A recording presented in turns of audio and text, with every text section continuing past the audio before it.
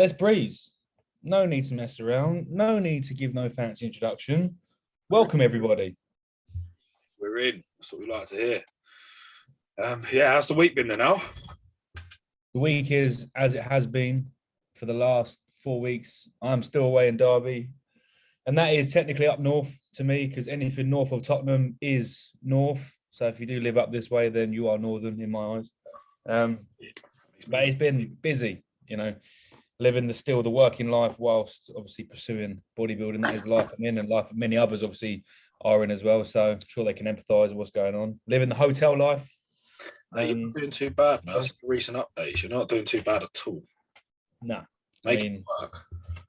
It's Primo's the biggest carrier of progress, I hear. So that's what I heard through the grapevine. Words to live by that. Isn't it? But you wanted to talk about today, main focus you want to go into is deloading. So I know you've probably got a lot of things that you can pass over to people that will want to listen to this and think, do you know what? I'm so hardcore. I train 6-7 days a week. I know that's what you're thinking. I know you're ahead.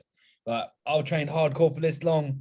Why the fuck would I want to take time off gym? You know what I mean? Bro talk. So I'm just going to let you roll off, mate, and get going. Well, that was exactly it. So today I wanted to just kind of dive into where we see deloads fitting in a structured, periodized phase. So like in a growth phase, in a fat loss phase. Obviously, we start with a growth phase because it's something we've both been through. Where we would structure them, why we would structure them, and what are the signs of needing a deload? Because exactly like you said, there's them typical hardest worker in the room types, don't take no days off, and they don't understand they're hindering their progress. And this isn't me saying that there's an exact science to, a routine 2-on-1, 4-on-1, 6-on-1, ratio of training to deload, because every single human is, again, individual, like we always have to go through. There will be individuals that can recover from 6 days a week training. There will be few, but they are very few and far between. There are some. Sorry to jump in. Me and you can quickly compare as well on this. How our volume landmarks, which we'll go into at some point talking about volume landmarks, how mine and yours are so polar opposites with our training. And that comes down to all things like mindset is the biggest one. How far can you put yourself in a hole before you admit failure for a deload?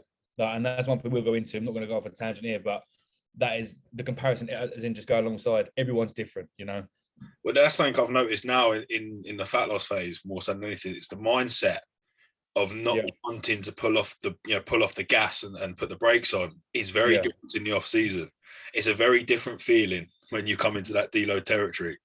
Don't you find there's a specific moment in your training where you're thinking, am I actually fucked? And do I need a deload, or am I just having a bit of an off moment here? Yeah, exactly that. You got to weigh up the external factors, haven't you? Because sometimes there's illness to consider, and that will push you closer to a deload. That's systemic fatigue put on when the body's trying to fight off something. That will obviously nudge you closer to a deload, depending on how severe the illness is. It could just completely stop your block where it is. If it's savage, something like COVID will cut a block short. Sorry to say the C word. This will flag up somewhere on YouTube now because we said the nasty word. Started to put a little vaccine thing on the bottom of our screen. Fuck off. Jab trend, not fucking vaccines. That's a joke, people. Please don't do that. So I lost my train of thought now. COVID's fucked it again. Made it funny. So illness would be something that could sway off your training block and push you into a deload. But again, trying to understand your physique and the signs of a deload will help you to understand whether you're truly at that deload territory or whether you are just having a shit day, bad sleep, work stress, life stress, the plates spinning. If you've got too many plates spinning, that can affect your session. It can, that sounds stupid to some people, plates spinning, I think we're like a joke. Oh no, just quickly jumping in. Plate spinning is a term that me and George use, or George and I use, is when there's a lot going on. There's you possibly got house stuff going on, you got work stuff going on, there you got this with your girlfriend, that with your boyfriend you got on the side, who knows what it is. They're all plates, however you want to swing it. But and that's the way that we found out to talk to each other. But I've just got a few plates going on at the moment. You got to wait for them to slow down a little bit. But I was going to ask you, what are the signs that the body is telling you that you may be needing a deload? What can someone look for? So obviously, again, I don't know where you may differ to me with the things that trigger it here, but again, everyone is different. There are certain people that will negate some of these symptoms, and there are some that will exhibit all three. Some will only have two of them. Some will only ever see one of them. But the main three are your sleep quality and sleep duration, which is why it helps to have an Aura ring or something that can track your sleep. Because although you might think you've had a shit night's sleep, unless you have the data there, you don't really know. You know, and this would be a perfect way to say, like, right, my deep sleep is reducing rapidly. My sleep time and the sleep efficiency is getting worse and worse at the more fucked I'm feeling. The more the volume's going up, we're getting to that point now where my sleep has just gone to shit. I'm waking up multiple times in the night for no reason whatsoever. That's a sleep is one indication that you need to jump on there. The biggest one, say for the bros out there like myself who don't have an Aura ring and we haven't invested yet, with the sleep, you'll know if your sleep's trash. You'll just know. You know, you'll wake up still tired, and there are moments, say, because I never wake up during the night. That's just what I do. I never wake up.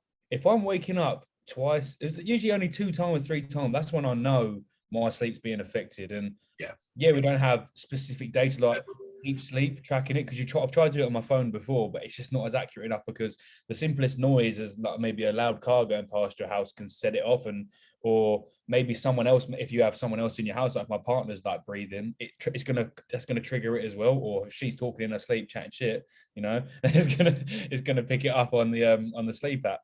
Go on. Yeah, another one would be appetite. Now, you'll notice it's a hell of a lot more in a fat loss phase than would in a growth phase, because the deeper into the off season you get, the deeper into that growth phase, food gets high, food volume gets high, calories go up, macros go up. You're going to start to struggle to eat anyway. So it kind of becomes a little bit less clear on when the appetite is the indication that you need a deload. But typically, you'll get to that point where systemic fatigue and stress on the central nervous system, so the nerves connect from the brain around the spine, when you reach a critical point of that being too far gone, that your body needs to wash that off before any of the normal processes of recovery will occur, your appetite will go. It often happens literally in one definitive day. You'll wake up, you'll have your first meal, and you'll know straight away, nah, something's not right. It's just not there. You'll feel it mentally, you'll feel it physically, and you just won't want to eat. And for someone, say you're starting in a growth phase and you're pushing food up, your appetite's fucking sky high. Every time a meal goes in, it's dropping through you like no tomorrow. You just can't wait to get more in. That feeling will be very, very foreign, and you'll know definitively, shit, my appetite's gone. What's the reason? So you've got sleep, you've got appetite, and then training performance is another one. Again, we're talking specifically in the off season here as an example. Your training markers, your performance should be going up. You should be tracking training from week to week, which we know that now. That's why we're so big on it. When it comes, sorry, trying to get out of my throat. When it comes to clients not understanding, track your damn progress. I don't care if it's a logbook or an app. I have this conversation many times with the individuals out there that do want to take their progress as far as they can. I'm going to want to make you take advantage of as many variables as you can. And that does mean pulling out a logbook. Do you forget sometimes? Yes, after a heavy set. I can tell you, I've counted reps before on, say, for example, a leg press, and I've stood up and I've forgotten how many I've done. You know, that head rush and the number's gone. Fortunately enough, I record after my top sets anyway, so I can literally go through, fast forward it and be like 1, 2, 3, 4, 5, you know, and just count it up. But just record your progress. It's not hard. To me, I know George, you're still big on tracking your warm-up sets, aren't you? It just depends. So we'll go off on a tangent on training, because it's important to narrow this down. There's 2 ways of tracking. You can do it like, I'll use my way, for example. So I track every single movement. So I track every single warm-up set, every single feeder set leading into the top sets. I track the top sets. So I have every single bit of information and data, because for me, I don't always warm up the same. There's some days where I feel good. There's some days where I feel bad. I need to take my time, go through the motions. The joints might be a little bit off. So for me, I have to know that. But if you're like Al and you only track your top sets, it's important that you have a regimented, I do this every single time. This is how I warm up. I go 4 sets, 10 reps, 8 reps, 6 reps, 4 reps, and then boom, I'm on them top sets. If you do that, then that's fine. You know that it's periodically the same every single workout. You've got that consistency there, so it doesn't matter. The numbers will still be relevant. But for someone like me, You go. I have to track everything. Otherwise, 1 week I'll do 3 warm-up sets leading into my top weight, and then the next week I have to take 8 because something might be off. My joints might be a little bit achy. Something doesn't quite feel right. So for me, that's how I do it. But again, like I said, you do it a different way, Al, and it does work the same. You've just got to be consistent. It's to me, it's more like just if I can. How am I going to say this? So George's way, it is definitely a higher percentage way of moving forward. You can't fault it because he has more data behind it. It's not saying I don't care as much, but as in I'm conscious enough to know and listen to my body naturally when I'm ready to start hitting these top sets. Do I know exactly what I've lifted? Roughly, yes. For example, on plate loaded machines, we're moving up in, 20 kilo plates, 10 kilo plates. You can half remember what you did, but obviously, like George said, you're not always going to remember that. You may want to keep an eye on it. But there is nothing wrong with feeling out everything, just like I do.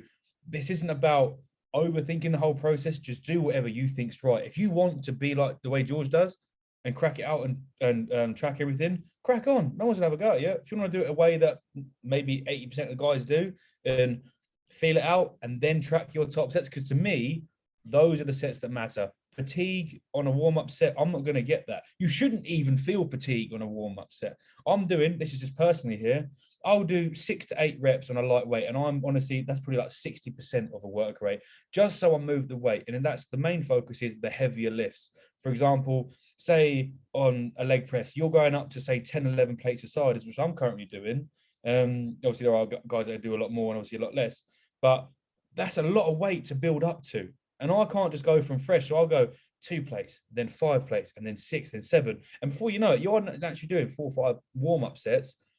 But what George is saying, you don't want to have that affect the overall, because you think, fucking hell, I've already done 3,000 kilos worth of volume and I ain't even started yet. He's got data to back that up, to be like, why didn't I perform as well today? Data is there, backing it up. But everyone do what you want to do, essentially. That's what I mean. I've trained with you. I know your warm-up sets are literally regimented. You literally just go, this is how I know I can do it. 1 plate, 4 plate, whatever it is, you're always the same. Yeah, it always has been. Yeah, exactly. So it works. Again, like I said, if you're like that and you know that you do the same warm-up thing for every single workout, whatever it is, and you've got that same, you keep it consistent, then the numbers are true. If they're fine, it's consistency. But if you're someone like me, I am very touch and go all the day. You have to know. So if I don't know, then I can't say that from this week to this week I did progress, and that's going to really bug me, or it'll piss off Joe. So yeah, I hear you. But yeah, so training. What happens? You'll be tracking your performance, right? And let's say we're talking about total volume moved in a workout, right? We're not talking about individual sets and reps, because that becomes very complicated and a very long sheet in your checking sheet to try and map that progress, right? So we just use total volume moved in a session as the marker for progression. So 1 week you'll standardize where you start. Say you moved like 12,000 kilos total in a push session, right? The next week you go to like 1,300. So you've put plus 1,000 on that workout. So I'm sorry to cut you off. For those that don't know what he's on about with total volume, there's an app that we both use. It's called Heavy Set. So many people have reached out, I'm sure to you as well, to use this because it works out everything for you.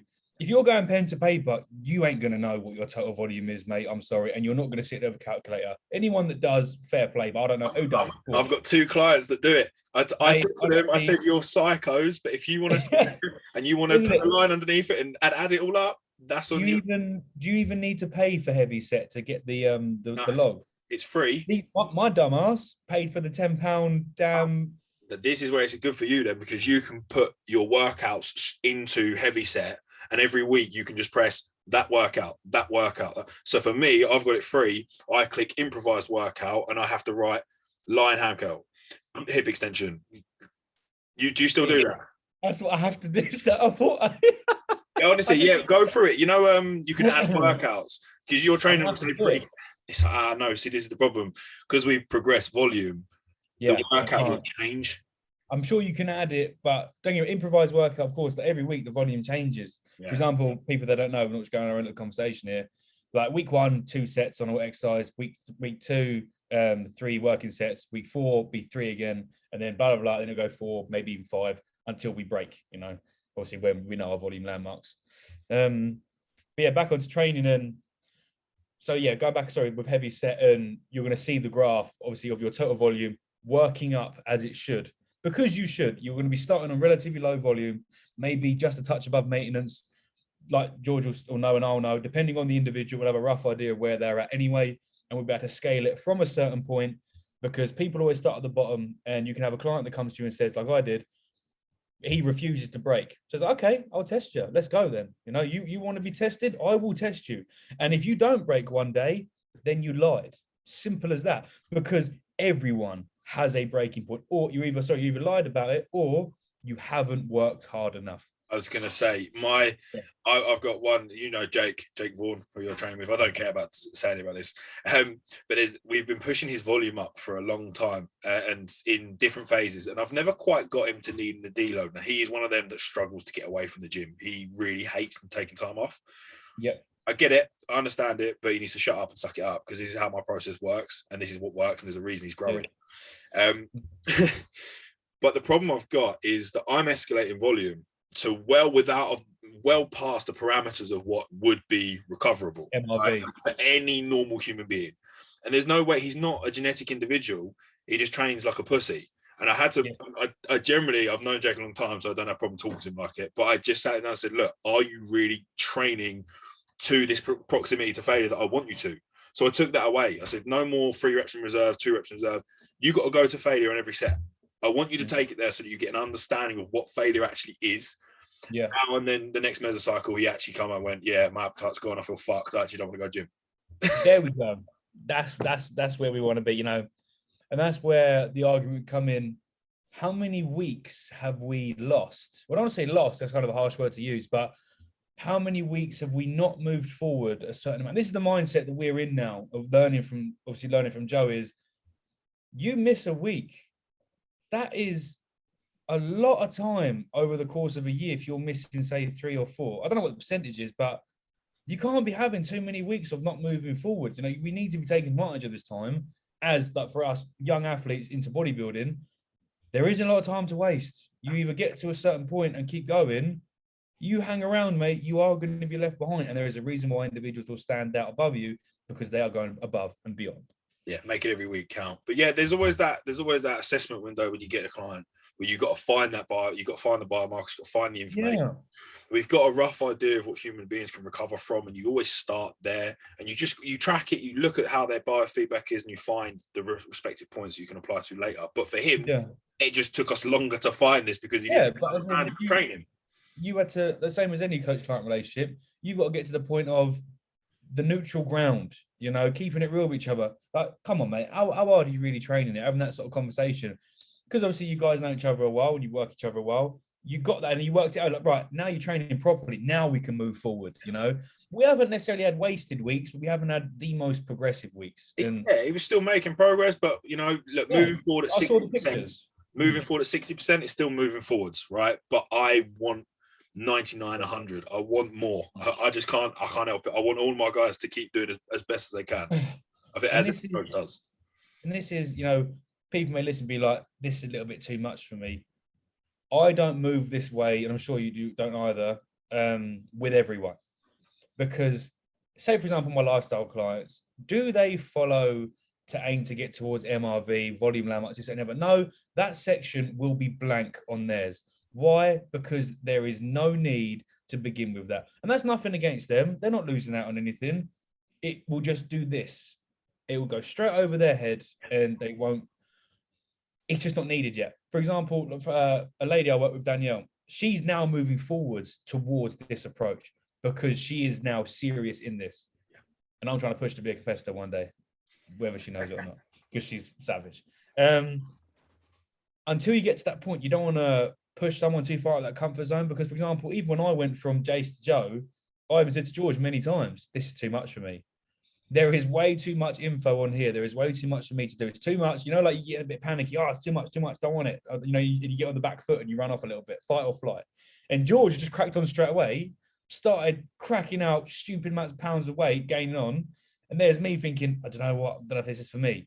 And you need to find your flow with it. You can't just jump into this straight. You can do, but you got to be a bit willing to be a little bit worried about the start. Same as macro tracking, same as, heads and hearts and things like that. It all takes a little bit of warming up, depends who you are.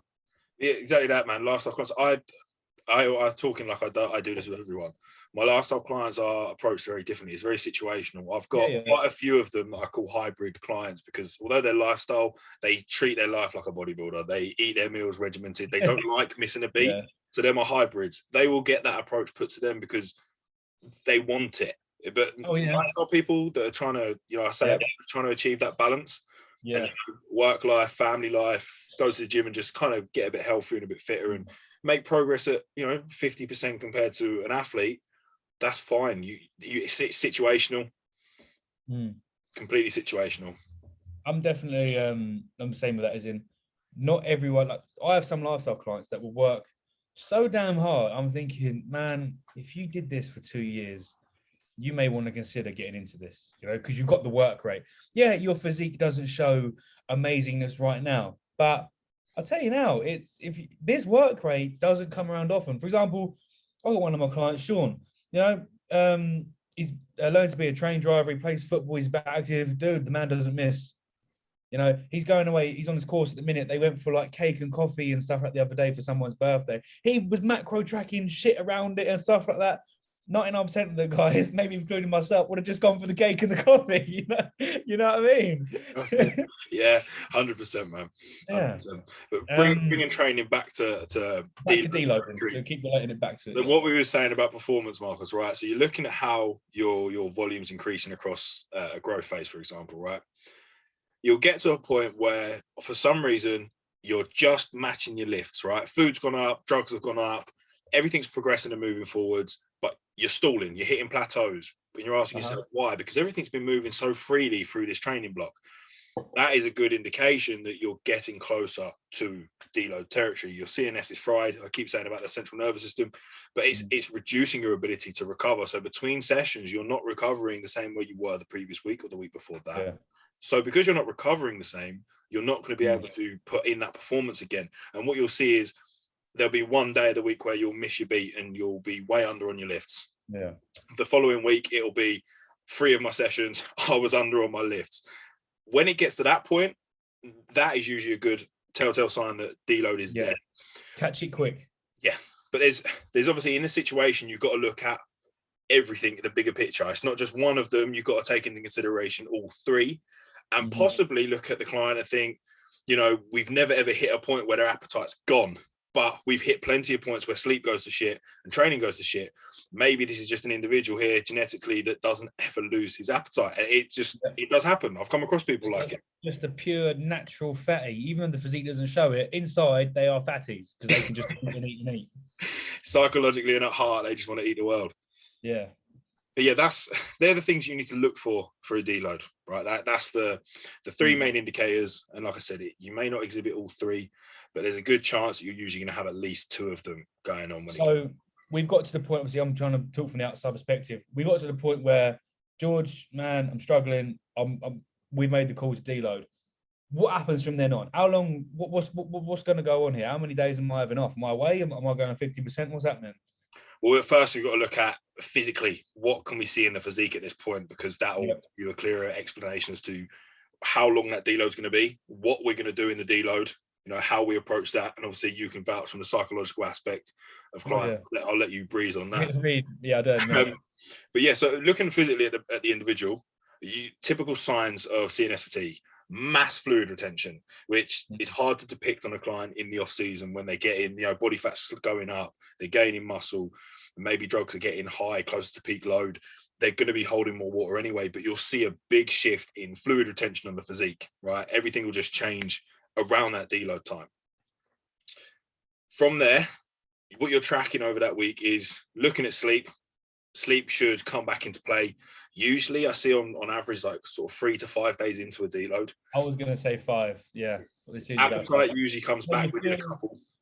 You feel not back to your old self, but you're like, you know what? I'm feeling a little bit more. I was in the shower the other day before the deload, and I was like, yeah, I'm feeling all right. I'm feeling all right, As quick as the deload feeling comes on, as quickly it will just go, Yeah. depending on the situation, of course. You But need rest. You just need rest. that is the whole point. And how you approach that deload depends on, I think, more a psychological aspect, and obviously a phase dependent aspect than just taking a week off the gym, because there's two ways you can deload. You can either do an active deload where you would reduce the volume of your workout by half, and reduce the load of your workout by half, and then later on in the week reduce your volume reps sets by half as well. That would be considered an active deload. 50% load reduce, 50% volume and rep reduce. Or you can do what I prefer to do, which is a total deload, where you just literally no gym, like just stick to just your step count if you've got a step count, chill, eat your meals, nap as much as possible. That's total deload. But yeah, I'll let Al roll on the psychological fact of, can people actually take time to the gym? I'm thinking about, like, I know we've mentioned a few times that I'm big on, not, I don't call it psychology as such, because it makes me sound like I'm trying to overstep, some qualifications I haven't got. But I just love talking to people and reading between the lines. I say it a lot. And we're going to have the discussion first off on when I think you're actually telling the truth or not about this and how you're actually feeling. And that's like the reading between the lines stuff. And then we're going to go on to the part of, can you take time off the gym without feeling like you're going stir crazy? So you come into me talking about it, we'll have a conversation on, and there'll be a lot of back and forth, and I'll be poking and prodding, finding out what is going on here. Say for example, if I know the individual, like a few of my guys are railway guys, they work really cack times. There's road works going outside their house. They're trying to sleep, in the later morning. There's work going on, things like that, blah, blah, blah. And so I'm asking questions about how the work front, what's going on, anything else going on at home, anything relevant, things like that. There's a lot of things that are going into this. And remember, this is like text and voice note and phone call conversation. It's not really face to face. You can't get the body language involved. You're trying to really get into it. And I just pride myself on the listening fact and be like, right, is he chatting pure shit to me, or is this real? 90% of the time, I'm telling the truth, because you work with the client for a few months, things like that, and you're getting to a certain point.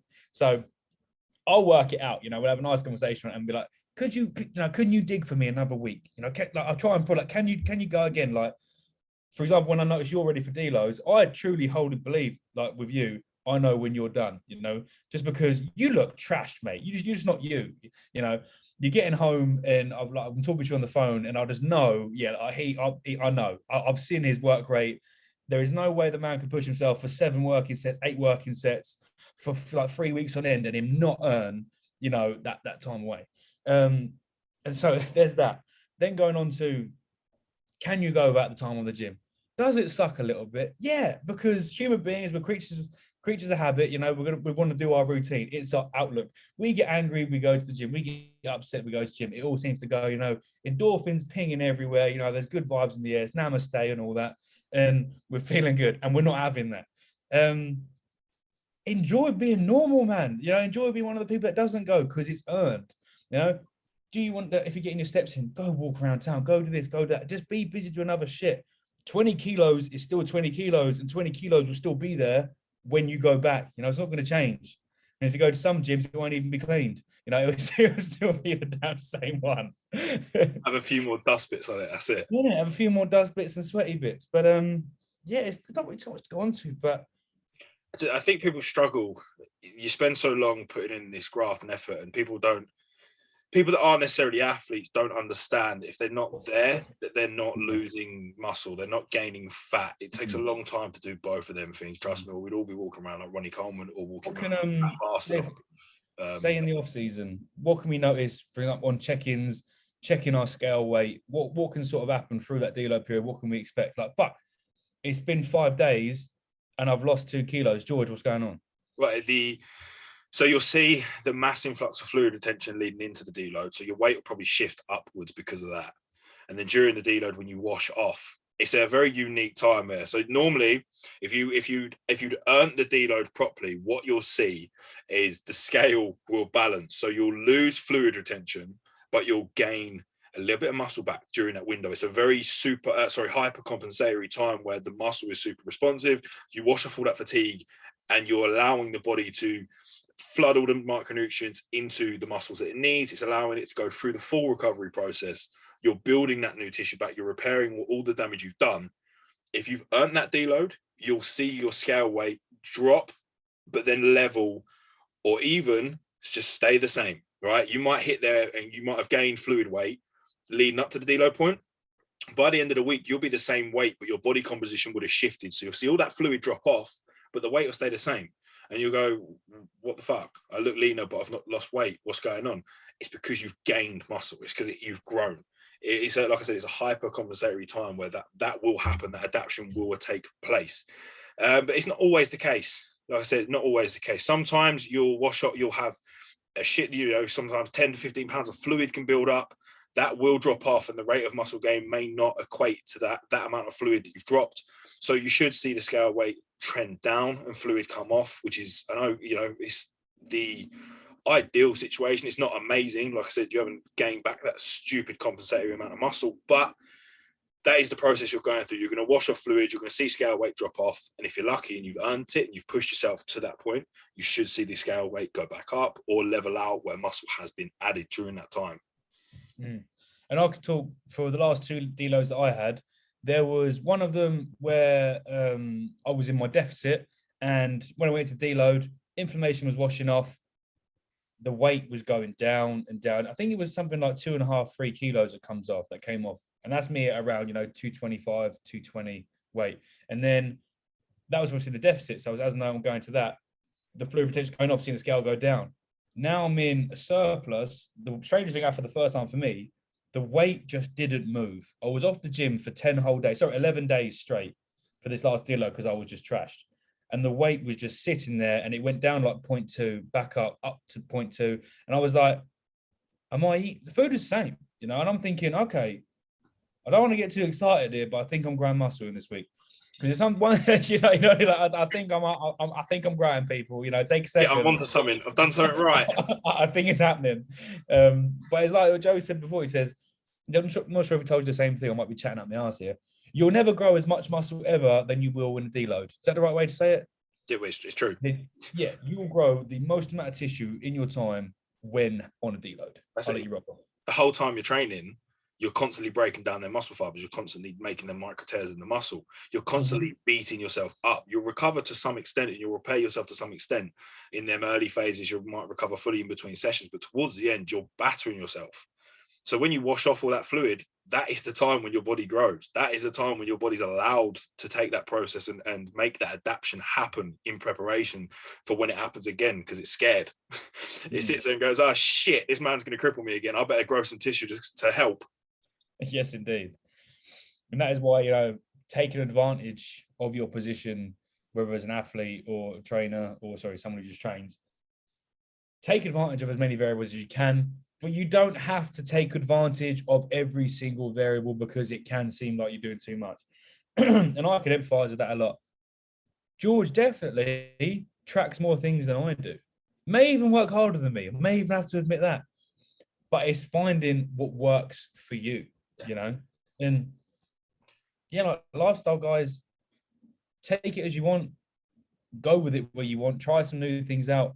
But I would recommend tracking things anyway. You haven't got to worry necessarily about MRV and that's maximum recoverable volume, or tracking everything to the T and looking at volume landmarks. But at least have a rough idea of where you're at, because you could be that guy in the year every day of the year that you see lifting the same shit. He's eating the same shit and he's lifting the same shit. You're not getting better. He's going to look the same in X amount of months if he's doing the same thing. Everyone can pick them out. There's always people in the gym that aren't going anywhere. Fair play, everyone's got different goals, things like that. People want to just be in shape, then do you. But for those that want to progress maximally in either direction, fat loss or muscle gain, then it's all about how many variables you take control of, in my opinion. There's another thing to consider on a deload as well. How that goes can depend on what variables you shift and change. If you're in a growth phase, I don't know if you've had it before where your food's been upped going into the deload. No, just in the deficit, I had 500 calories a day of any macronutrient added, and I just went obviously for carb fucking solid rice, mate. I literally just went in. Fat loss phase is a little bit different. The point of a deload is to wash off fatigue. And if you're still in deficit, you're not washing off fatigue. You're still in a very high stress situation. The body's still under stress. So in order to rid that fatigue, you'd have to increase calories to at least maintenance to allow yourself to have some sort of recovery. But obviously more so than not, you need to go above that to allow some metabolite adaptation to occur. upregulate the metabolism. Because one fucking cheat meal does fuck all. Sorry, that I've been really triggered about that recently. I've seen some people that are considered very good. Keep going with this. We'll go into it at the end. Sorry. Fucking, I've lost my train of thought now because I'm getting triggered. That's because you got triggered, mate. I can't help it, mate. It winds me up. Really. No, we'll just go straight onto it. You need to rid the central nervous system fatigue off in a fat loss phase. So the deload's a little bit different. You change the goal here. The goal is not to repair. Well, you do need to repair the tissue that's been damaged, but in order to do that, you need to be in a homeostatic place. You cannot do that in a deficit. It is quite simple. You just cannot recover maximally or optimally when you're under high stress, and dieting adds high stress. You can change that balance, energy balance, whatever way you wish. You can remove lipolytics, you can remove things, expenditure, cardio, anything that's bringing your calorie output or energy output up. You can bring that down, or you can increase food, whatever way you want to go about it. Just so long as you get to a point that's just above maintenance, then you will wash off that fatigue and you will recover. And yeah, in a off-season situation, so when you're in a growth phase, the thing that I was going on to with the food situation was feeding into the deload. If the appetite is in a good spot and you can take the adjustment on food, eating more food and having a higher energy input at a time when you're reducing your output massively is only going to aid in that adding of new tissue. So if you can move the variable of food and nutrition, you're going to help yourself progress even further in that growth phase. Equally, if you move androgens or drug load in that phase, you're going to see more recovery. You're going to see an adaptation, more anabolism take place, therefore more muscle. So it depends massively on what variables you've got to play with, what you can play with. If there's movement on any of them, that will massively affect what happens in that window. So it's not always set in stone how it's going to move. Oh, sorry. With you could have small slingshots forward in these phases, and the windows aren't large. They really aren't. Like George is saying, we're going to this deload, and we're gonna bump up anabolics, and we're gonna bump up food in this literally for this next week, and we'll probably keep them in for the foreseeable. It's that little ping out of when you come out of a deficit and glycogen's replenished and we're strong again, we're feeling good, we're mentally in it, mate. Let's pull this elastic band back and just let it go, and see where we end up going forwards. Like, for example, I came out of a deficit when were we? September, and what am I? I'm 8 kilos up since then in this time, purely because slingshotting out of the deficit. Yes, food was up, anabolics were up, expenditure was down, just riding that wave until the body will say no more. Fortunately enough, just for myself and my progress, I haven't got to eat that much in order for me to grow nicely. Is it envied by some people? Yes, but then again, I find the words. When it comes to the deficit, like George is in a deficit right now. How much weight you pulled off already? 15.5 kg. Bear in mind, George is over 6 foot, and he was. What were you sitting at? 245. I got 247.3. I remember that. See, I know I was in the range, but and his deficit doesn't probably even feel like a deficit. He's sending me his macro tracked last meal of the day, and it's always something banging. The plate is always full. So for all these people that are having poxy little meals while losing body fat, do not look at George's what age at the minute, because this is quickly the result of pushing your food so high and so hard through illness, which I've seen him do, not missing meals through illness, not missing meals through this, X, Y, and Z. This is now he's reaping the reward, because now he's leaner and actually classed that, I would say, as now lean. What calories are you on? 3,700 calories and losing body fat. Yeah, his step count is relatively high. But I don't really feel like it looks like he's struggling. It's 1,000 more steps than I was doing on average anyway. That was it. Exactly. That's the, now we talk about phase periodization. What's the point of a growth phase? Yeah, to add muscle, but look at it from another way. You've got to set yourself up so that you're in the best position to move into the next. Yeah. That's the So my last competition preps, my food, I didn't even know what the calories were around then, but I'll just give you the food. I was only at like You were fucking 70 gram peak, right? 70 grams of oats, 40 grams of whey, 15 grams of nut butter. That's meal one. Meal two and three, 150 rice, 150 chicken, two cooked meals. weight. Huh? That was cooked weight as well. It's cooked weight. Yeah, it's cooked weight. That is all of that. And then post workout, 120 grams of cocoa pop, 40 grams of whey. No fruit in any of these meals, no snacks, anything like that. Last meal, 150 mince and veg. Right, I think it was. So if you think, mate, that'd starve me now, even this way of thinking of the amount of food. I have them calories in one meal, probably. Exactly. And it's kind of like tit for tat. When I think of it, could I do it? Yeah, because I was mentally strong enough to go through with it. And that food it wasn't exactly too low for me at the time because I'm not naturally a big eater. People, they see me and they're like, oh, like went out for dinner with a few guys the other day and they're like, oh, I'm looking forward to seeing what you eat. And I'm like, mate, you're going to be disappointed because I don't eat that much. And there's a skinny guys, you know, who have metabolism of kings where they don't stop moving and they're chowing down 4 or 5 plates of Oriental buffet and there's me with my 2, you know. Yeah, but they're sat there tapping their feet under the table as well, like fidget. Yeah, full on. They're Burning twiddling expenditure thumbs. as they're eating. I would not want to be their missus, I'll tell you that. The only thing, if you're going to take your body composition to that place, if you're going to go that lean, you're going to get shredded. You're going to get peeled. Yeah. It doesn't matter how much food you're eating during that phase. At some point, your food going to go low. Look at Scott Swench, size of him, body mass, body weight, large, big muscularity, huge bloke. He needs a lot of calories to fuel that muscle.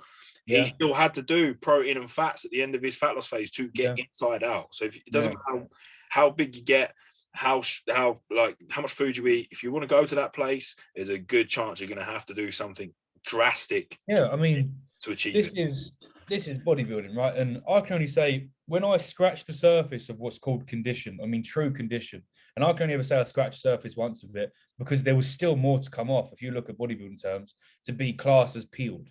My calories were at the lowest 1750. So it's 1,750 on a training day. There are guys who have had 10, 15 kilo more muscle than me go down to, So I think Scott's was close to like 1,000. It was literally That's what I'm saying. There are guys who I've known to go down to like 1,200 and they're bigger than me. It just goes to show there is another level that and this is obviously when I was like 1 week to, I think from like 6, 7 weeks out onwards. And then, but you get these guys who are eating a lot less and they're a lot bigger. It's just another level. That is it, all it is. And there are some guys who won't last. Sorry, you won't be able to be pushed that far because I'm not trying to say that people give up, but you might. You know, there are. If you haven't got it to be pushed that hard, then you're gonna have to switch a few switches in the mindset to be like nothing else fucking matters. I could deal with doing this. It takes a different kind of human to get there. It does. I mean, I'm not gonna say that I've ever been like so shredded. Oh, I can't even like blah blah all this sort of stuff like, but. I can only say, show day 2019, my feet hurt from walking on hard floors. Some guys have that feeling from 5, 6 weeks out, maybe even longer. I don't know. You know, that's just the realms that I got into. Because that's when I knew I was lean because I followed a few bodybuilders, IFBB pro Harry Harris, and he said it once in his story. He's like my feet hurt walking on my laminate floors. And I was like, so that's the level I got to get to. And on show day when I woke up, obviously diuretic was in. And walking down the stairs, the house was being renovated, and I was like, "Ow, ow!" Like my bones felt like they were pushing through the soles of my feet. And no, that doesn't sound healthy. No, it is not healthy, but that is what you bodybuilding. That is bodybuilding. We take everything to the extreme, man. Rounding back to deloads. Before we got onto that tangent of fat loss, Al mentioned about the duration of a deload. Yes. And again, this is very dependent. It's hard to give a definitive answer, right? But on average, you can say it's roughly between a week and 2 weeks. I say this because there's situations that pop up. I took a 22-day deload at some point in my off season. Why? Because halfway through the deload, I caught COVID. Oh shit! I said the same again. I said it again. Fuck. But yeah, I caught COVID, and there's no way you can go back to training. I would have, but it would have done nothing but burn through muscle. I would have regressed in progress if you pushed during that time. So I had to wash off the fatigue from the illness before I could then continue washing off the fatigue that I'd built up and accumulated from training in that previous training block. So it is very situational, right? But it's usually between 7 and 14. I've found 7 and 10 is usually about right if it's only training related. But if there's external factors that pop up, high stress situations, high fatigue situations like illness or work stress that pops up in that window or just before that window, there's a good chance it could be longer. But do not stress, because just having longer time off doesn't mean you're going to regress in any way. If anything, you not going back to training too soon is what's making you continue to progress. That's the important factor that people miss out on. Having longer off is not going to make you regress. Mm-hmm. If you need that time, you're doing yourself a favor. If you go back to training with acute systemic fatigue, there's a good chance you're going to burn through muscle. And you're going to go, before you know it, back to needing the deload again. Yeah. So you end up having longer. Volume landmarks might need to be assessed again in your training if you're tracking them like I had to. I just got into week 2 and I already had overlapping fatigue and DOMs from my previous chest session. For example, my block at the minute is all chest specified. We're building up the top line. So I'm hitting my chest 3 times a week. But I think I'm on, I want to say, I'm guessing around 18, I think, sets per week on my chest. To me, that's quite high. And I was thinking, I managed to do this last time. Why am I fatiguing so quickly during this block when I could get to X point 2 weeks later and start feeling that sort of fatigue? And what Joe was saying was, I think your start point, strength-wise, was where you left off. So when you're at the top of that peak on the graph, you're up here, starting off, you're trying to push on a peak to get further. Yeah. So yeah, it made perfect sense when he explained it. And I was like, oh yeah, maybe because I'm lifting more weight. It's a bit of a dumb sort of thought. When you put 2 and 2 together, you realize, oh, it's not a bad thing. You are just trying to push yourself to be stronger. And the heavier you get, we speak about like minimum effective volume and maximal recovery. Yeah.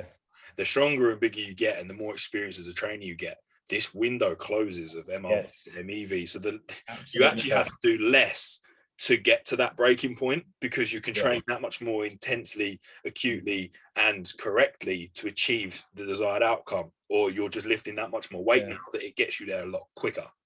Value for time. The best thing. It's not always the best thing. Where are we at? What we're going to go on to? Or are we all right? I mean, to be honest, that's deloads pretty much. I mean, we could talk about the fat loss phases and how your deload differs to an off season, because periodically you're not pushing to failure. You're not going to that. No, you shouldn't. You should aim to get there at some point, but it should be a lot further away. You should be looking at like an 8 to 12 week kind of window, as opposed to like a 4 and 1. You should be trying to get them 12 weeks of training out, or longer if you can. To the longer you're in that deficit, the more body fat you're dropping. If you get to a point of needing a deload and your calories go up, but you're not burning body fat, you are, back at maintenance for that time, for a reason, but you're then not burning body fat. So the longer you can sit in that phase, and the more accurately you make volume adjustments to, again, drive up anabolism to, maintain that muscle, the better you're situated during a fat loss phase. You don't want to be deloading too soon in a fat loss phase. That's the only thing that I can really say separates them.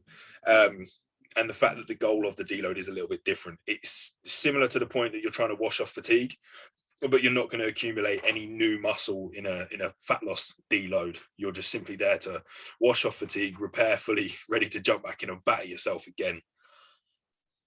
But yeah, I mean, deloads is pretty simple. Wrap it up. It's just it's situational. It depends on the individual. So leave it to your coach to sort out. Don't try to guess it yourself. If you got a question on it, ping it out. Not everyone, obviously, in this game knows everything. We don't know everything. We're on our own learning journeys, learning about this. Because I certainly wasn't talking about MRV a year ago. No, I was not. And it's fun to be having these conversations, because then you pick up small little things like George going on to the difference between a surplus and a deficit with your deloads. I'm still picking up little things that he's saying, and I'm sure it's vice versa and other topics, things like that. You will pick up small bits of knowledge, and when you're conversing about what you love, you will just pick up. You've just got to be in that circle, rolling around. I don't care if you have the same conversation 6 times. After 6, 7 times, you're probably about to roll it off just as easy as he did. You know what I mean? I can't think the amount of times me and you have repeated conversations on phone calls, but every time it's just as interesting. We just discussed Oh, too right. Because I'm like, you know, my biggest not struggle, but my biggest thing with me wanting to learn is the anabolic side of bodybuilding, and it is the bane of my life because I so want to get into it and so learn about more and more and more. It is. I just have to be battered with it, and you'll feel stupid numerous times, but the more you speak about it, the easier it rolls off, the more natural it feels, and that's when the confidence comes in. And you're like, do you know what? I'm now confident on this topic. The only problem I think with coaching is that if you find a coach that thinks he knows it all, then he's a shit coach. Science just science evolves every single year. It gets further and further more advanced, and the coaches, it's our job to understand how that new data applies to what we're doing. So we're constantly learning. Every single time something new comes out, we have to learn. We have to keep progressing as science moves forward. As our understanding of the human body evolves, we've got to move with it. If you get stuck in that we have this debate about, you know, old school methods and new school methods, but the problem is that they got so married and didn't want to continue learning.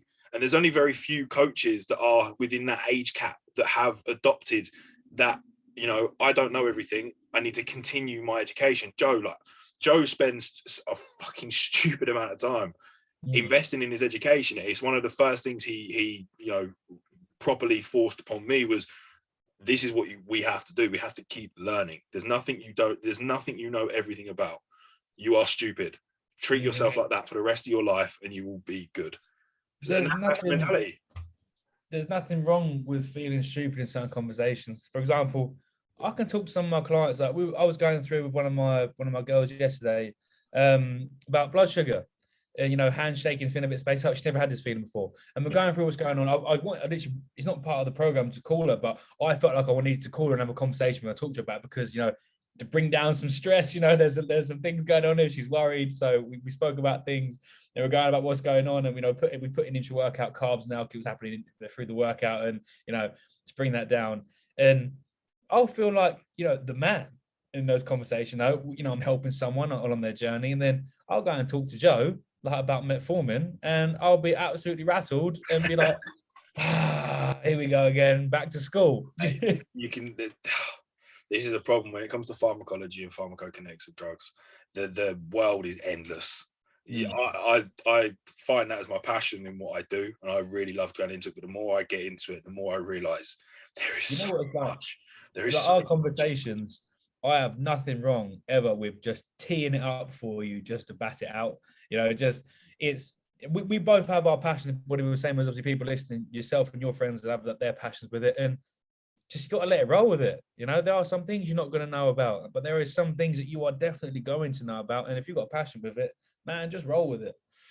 This is the thing. That's why we need to keep getting guests on, man. People that specialize in we are lining this up, and obviously the aim of the bodybuilding prospect was to get amateurs from the low levels to high levels, British champions. I've lined up. We've lined up. Sorry, I don't want to say it's a me thing. We lined up PCA Pro and British champion. She will be coming on hopefully within the next few weeks. We've got guys thinking that have been through some really. Pardon? I'm big time looking forward to that one. Yeah, me too as well. Obviously, won't give out too much straight away, but we'll have to get that on. Madam Three Swords, it is. If anyone knows what that is. What a name! Yeah, that is the best nickname ever. Also, like George was talking about getting a guy who's been battling, you know, like mental health things, like drug abuse, things like that, and going through his journey into bodybuilding. Maybe, you know, there'll be more guys like that. It is anyone's platform. If you want to come and talk bodybuilding, you want to come and talk fitness. Like, we got a boxing coach that was interested in coming on. I'm going to talk to him, Jez from our local town, and he's a fitness coach as well, helping guys get in shape, especially for like charity boxing fights, things like that. And just anyone who brings good energy and wants a good conversation, you know, I'll bring his all day. You know, I will. That's it, man. It's all about the thing we love, bodybuilding. And if anyone, I know people like me think like, I don't really want to message these guys or anything like that. If you want to, just ask. We can find something to talk about. You know, I'm down. Bring something to the table. Yeah, that is one thing you will say. I'm not trying to say, don't just come in here and try and take the piss out of us and what we do, because we can do that on our own time. But you definitely want to start talking about something. If you're a fan of it, you know, a fan of bodybuilding, we can go through it. As simple as that. Something you know, like we spoke about Will Bassnett before, you know, porridge gains. Yeah. His knowledge on neuroscience. That goes way over my head. I've never spoken to him properly before, so I'm guessing it would just go. But that's what I'm saying. If you've got something that's a little niche, that's something that we can learn from, something that can educate people, get in touch. Obviously, we've got people that we know we're going to reach out to. Yeah, and the list is only going to grow, and it will be a very large list. So please, if you want to get on it, you know someone, or you want to hear someone, someone who you've been talking to on Instagram. I've got no dramas dropping in a DM. I'll slide in there like no tomorrow, mate, like a creepy boy on Tinder. Trust me, I will. Oh, mate, did you see Fuad's podcast? The formula to slide in the DMs, what you got to do, the whole procedure: like a photo, get a follow. Yeah, that was ages ago. Yeah, that's it. And then once you're in there, you can then slide in off of a story. That's the route. There's a structured plan to slipping in DMs now. Apparently, that's what I was doing it wrong the entire time I was single. I was doing it wrong. But still, I did. Just go hunting on Tinder, and you'll find the love of your life. Mate, mine approached me and I aired it the first time. You got approached. I was the one that did the hunting for mine. Yeah, I sat back and let it happen. Yeah, you don't work for it. I was on the chase. I played hard to get as well. I aired it the first time. Yeah. I tried with Ellie. I tried to be the cool, the cool guy, the arsehole. Like, full on.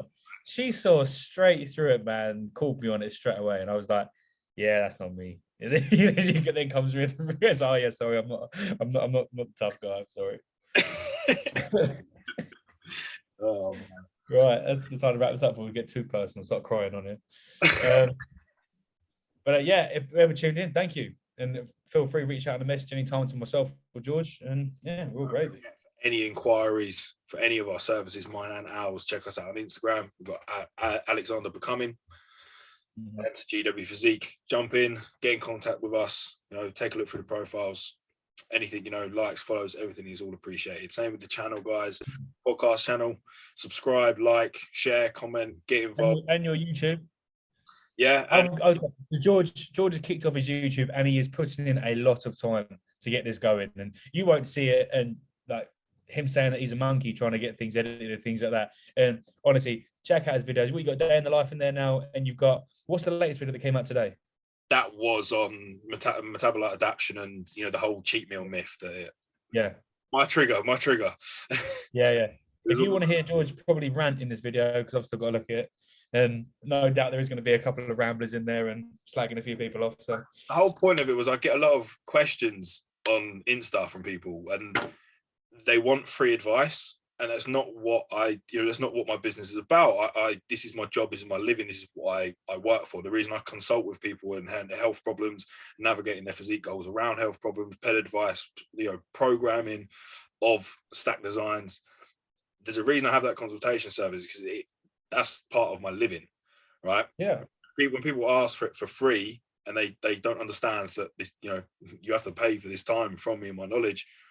I'm making the YouTube channel so that I can start putting out some free content, right? I'm doing it so that I can try. Knowledge bombs.